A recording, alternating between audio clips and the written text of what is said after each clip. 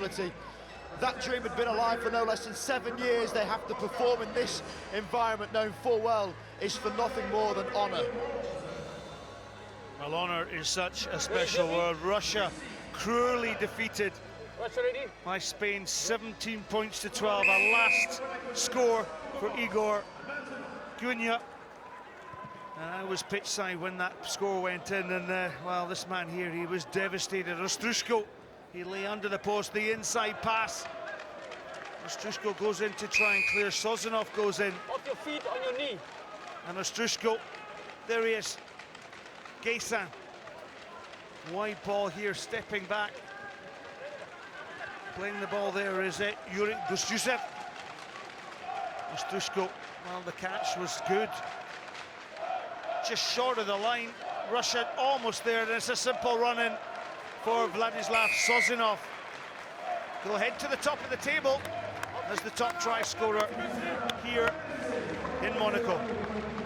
There's a chance he may well take sole position, as he's such a threat out wide. Ball gets sent to him, albeit in this instance a bit of a walk-in. He's been absolutely phenomenal this tournament, grown in stature over the last couple of years. Someone really is showcasing talents, and just like his hair, his business at the front and his party at the back. Gaysan misses the additional 2 points. And he is tied at the top at the moment. I'm sure he'll have more of a say in this game. Of course, Germany were beaten by Samoa 26 points to 14. And played extremely well across this weekend. Gaysan. Just a short one there, taken by Oskar Kalitz. Yeah, he's got it. But pinched there by Gustyusev. Struko goes over the top. And Gaysan just brings the play back towards this side. Into the contact goes Galinovsky. Sorry, Justin, that was you. No, over here. German Davidov tried to take a quick one. Germany, well, they'll just slow things down, set their platform. They've practiced these.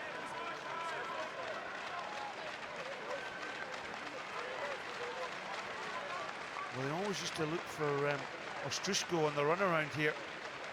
But he's hanging around on the wide outside channel, far side of the pitch. Davidov, loose pass, it's knocked on there. There was some rain earlier on. That may have affected as Himpel heads upfield. Gets the pass to Biniak, he spills the ball. And a big tackle there for Russia. What a hit coming in here. He hits him like a pinata. Bit of the hospital ball, take that for a rib shot. What a smash from Gostiev there. On the toes, huh? Yuri Gostiev made his debut in London way back in 2007, but on the attack now. Ostrushko makes the pass on to Babayev. Babayev to Gaysan, and Gaysan found the gap in the German defence, and Russia 2 tries to the good. This is where you see the Russians have really grown in stature. That rugby education has been coming through. Wonderful work try there. You can see Babayev holding the ball up quite nicely, getting round the outside. It holds players. When people run straight and give a loop ball, very difficult to see the line that Gaysan was taking in as he round the outside. That's a lovely play. Russia, of course, a Sevens World Series core team. Gaysan with the additional 2 points, 12 points to 0. They go out into the lead. And as you mentioned, Rob, it's, you look back down their bench to Mikhail Babayev, Lazarenko, Perov, Filatov, Simplikovic. It really is a full 12-man game, isn't it? You rely on the bench to come in and make impact, and I'm sure we'll see a few of these players in the second half. Kick-off is good. Gaysan now trying to stretch the play here. Yeah, Babayev. But Sozanov penalised. There you go. Himpel. Germany just not seen enough of the ball in this first half. They've not, and again, kind of emotion taking its toll perhaps they've got 3 or 4 players that have almost played every single minute of this tournament, and that's going to be a massive factor against a very physical Russian team. Well, both these teams will move through the European Grand Prix series. Russia and Germany still part of that. Russia hosted the first one. The next one down in Exeter in July. So if you're watching, you fancy watching some of these players in Exeter, get yourself down there to Sandy Park. So on that far outside channel is Phil Chesney, sorry. Andrew Buckman turns the ball. Kalitz. Wide pass is to Robert Hittel. And Hittel hits up. Gets the offload to Beniak. Ball was at the back there. Play on, says the referee. And Sam Ranger has pulled one back for Germany. Yes, sir. Thank you very much. Ranger taking his second one in Monaco this weekend after getting brutalised in that semi against Samoa. But Hittel right in the storm. Such a tack of a man. Clever play there, Bridget. He knows he was going into touch, just lays the ball back. They support so well as a team, and that's what can happen if you do support well.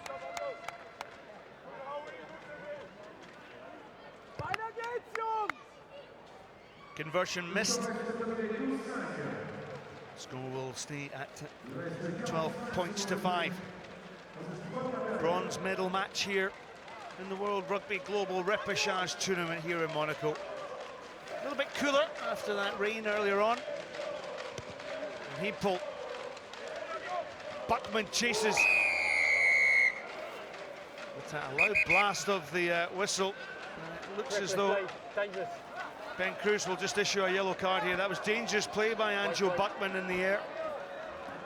Here we go. Over here. I think it's dangerous in most cases, probably more so when you're 17.5 stone flying through the mid-air, but very cautious referees, and rightly so. If people are in the air, you cannot be played. If both people go for the ball, it's fair game, but quite clearly there wasn't the case. You see a great angle coming in here. At that point, he was looking at the ball, but as soon as the arms were grabbed, he knew he was tackling him in the air. It's dangerous play, and actually pretty lucky, because he's a significant man bearing down on him. He certainly is, isn't he, Angelo Buckman? Good enough to be part of the Sharks Academy. Taking away and striding with the ball, Gus Youssef. Play, you had a shot. Gus Youssef got the ball back there, Gaysant. Here's Ostrushko, there's an overlap here. Can the ball be delivered to Sozanov? Well, it was behind Sozanov, who had to duck a little bit out the tackle of Kalitz.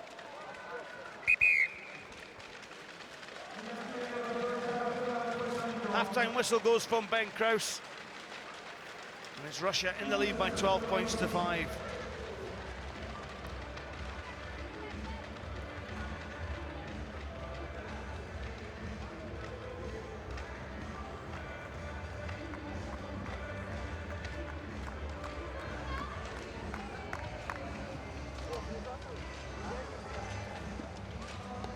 Смотрите, они прям ловятся туда. Неплохо. Скажите ложное движение, установите и играйте или через в обратную сторону. Потом квадратом чуть-чуть, поменьше народу, чуть-чуть пошире. Вот это третий шаг. Приходит, говорите, не уходите чуть пошире и края подсылайте. Быстрее, кто идет в ход, кричит, кричит в ход. И посмотрите, какая пауза была долго, чтобы к игру пришли 2 человека. Хорошо? Быстрее. Давай, пацаны. Давай, 7 минут. Также ничего не переигрываем, мужики. Так же делаем. Готов? Да! Мы начинаем. We get the ball, let's use it. Simple as that, okay? And let's wake up. Let's wake up. Come on. Let's go, boys. Hey, we need to score first here, man. We need to score first. We control the ball, we control the game. 7 minutes left of this campaign. 7 minutes. Let's go. 7 minutes. Okay, 7 minutes. Well, that's what it means to the German team. 7 minutes to do something in this tournament, to do something within this game. And Chad Shepherd, the coach, but also coached by Theo Sankwa when they were in the Hong Kong Sevens. He had a little bit of an input. But this German team have looked the part this tournament. They've looked like a real Sevens World Series team. Although they don't compete in it, they've certainly risen to the occasion. And that's very much the challenge. How can they get on it? They're going to compete pretty hard in the Rugby Europe tournaments, and GB will certainly be watching out for those as a team that don't want to come across too often. Gisas, oh, lovely dummy, but superb tackle came in from Sam Ranger. Callett's got the tackle, but he also took the ball as well. So a knock-on against the German team. Russia will have to put in at the scrum. They're happy days here. There's still a man down. As soon as this clock winds down, really important to get him back on the pitch without having too much against you. And very difficult occasionally at scrums because it's a set piece. You have to contribute 3 men to the scrum, obviously. So they're now left with just 2 backs in the outside channel against a pretty formidable back line. Sit. Russia beat Canada by 14 points to 12 to get through from the quarter-final into that semi, but as I mentioned earlier, lost to Spain with the last play of the game. They were absolutely devastated, leading until the last minute. So Russia probably having more of the ball. The second dummy there from Gisa. It's Joseph. Goes into that contact, and then coming away with the ball now is Ilya Babayev. Gisa.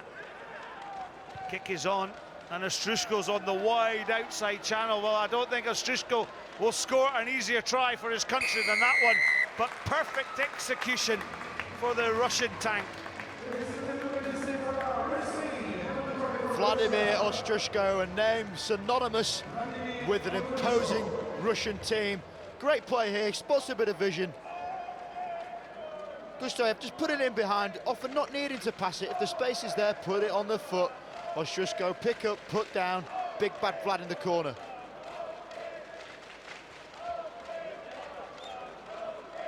I wonder if you went up to him tonight and said, big bad Vlad. Vladimir the Impaler, perhaps. It's a good nudge, but hasn't quite got the accuracy. And Yuri Gusyushev, it was a superb kick, wasn't it, to lay the try on for Vladimir Ostrushko. And this again showcasing they've got a real rugby brain now. That's what you get from playing on the 7 Series, month in, month out, travelling the world, learning the rugby, playing against the best teams. And actually got to say, how impressive would Germany be on that circuit for a year? Well, their entry into the top echelons of the game will depend on how they do in Europe in that Grand Prix series that I was referring to earlier. And if they get through from that, they then go to Hong Kong, and it's one chance to get through. But certainly, well, lots of 7s in Munich, and also in Hanover to the north of Germany. I actually once played in a centenary match many years ago, playing for the famous Barbarians Club against Germany. And it's great to see them back on the circuit and back competing so well. Davidov in the middle, that big long pass to Vladimir Ostrushko. He's against Buckman. There's one handoff, there's the sidestep, stays big. 4 Germans in there to try and get him. Davidov, wraparound play is good here from Gesa. Side entry. Great call from the referee there, eagle-eyed. He saw the side entry coming a mile off. Good pickup. Gesa made the tackle on that outside. Russia making a nuisance of themselves around the contact. Number 3. Emil Gesa, she just kicked this one to touch and just slow down the clock, shouldn't they, Rob? 3 and 6. Yeah, make a few substitutions, clever tactics here. Give the guys a run around. We mentioned about how long of a weekend it's been. Comfortable position here. You know, as a player, you've got round about 2 minutes of ball in play. You can keep control of the ball, On the neck. kick in the corner, take the line out, have a set piece crack. Who knows, that could be game over. Rob, when you were playing for England, obviously captain of England, were you very much aware of the time and the clock? Were you always looking at the screen to work out where you were within the game? Yeah, very much so. The thing we used to talk about often was transitional scores, so making the game out of reach. Say if you've got a 5-point lead to make it an 8-point lead, often occasionally taking a shot at goal, knowing that even if you miss, you're likely going to get the ball back. Really clever how teams can use that tactics in games like this. Simple play for Russia at the line out, and simple score there for Mikhail Babayev. A training ground move executed in the pressure cooker of a rugby tie. Yeah, Clive, we mentioned slowing it down, go to set piece. They've got a strong line out. They practice this a lot. You see the nod as he's moving backwards. They know it's going to be a lob ball. Ball goes down. He's allowed one movement. That is very intelligent play. I would also like to perhaps suggest even a 6-man line out in that situation, just to really kill games off. Really quite one-off plays. And the more important that these games become, if this were to be for an Olympic bronze, those are the types of tactics you have to start employing. It's quite a thought, isn't it? An Olympic bronze, an Olympic silver, and an Olympic gold for one of the teams coming up. It's either going to be Spain or Samoa that will join those 11 teams in Rio. Stick with us. Hope you're enjoying it. And with Spain and Samoa competing for that place, of course, in the final, 10 minutes each way. Why don't you tweet us? Let us know, who do you think is going to win that final? Who's going to Rio? Hashtag Monaco 7s. That's Monaco 7S. Biniak. Tim Biniak. He's really caught the eye, hasn't he? He's been strong all weekend. Yeah, very impressive play. He's such a threat. They've not seen enough of him in this game for me. I think you need to bring him in the game more. Perhaps he's one of those players that's emotionally so drained from his efforts this weekend. Well, here he is, up into the heart of that Russian defence. Chesney with that overhead looping pass and going for the corner. Robert Hittel. Russia trying to secure a ball. Still a chance here for Russia. Well, the spill there, adjudged to have been knocked on there. So Germany, well, I always say you want to take something out of sevens time, and Germany, this last play of the game, will want to score just to have the last word. A lot of people around the world talking about German rugby. What a way to sign off they can get over here. It's inches. Good tackle is made though, and the try has been given. Leon Hies went over the line. He was patient, wasn't he? There he is. And Germany will have the last say of this bronze final. Big finish here. Not an easy position to try and fend off his opposite number. A man that in his spare time this weekend has been single-handedly moving super yachts. Simplikajevic pushed off. And Leon Hies signs off well for the Germans. And Rob Vickerman, you've signed off well as well. We've enjoyed your company, thank you very much. But the bronze medal goes to the Russians. They win by 22